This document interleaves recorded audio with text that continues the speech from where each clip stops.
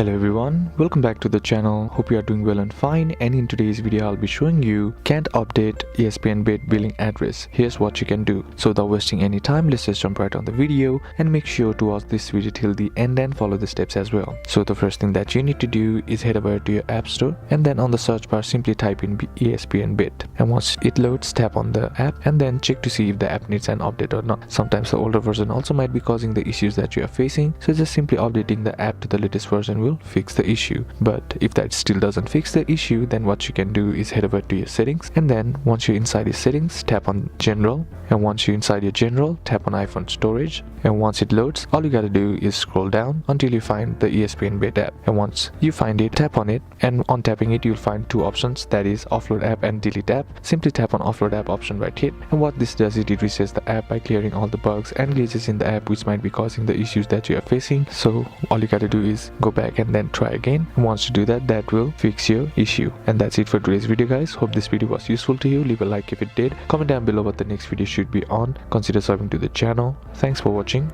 bye bye.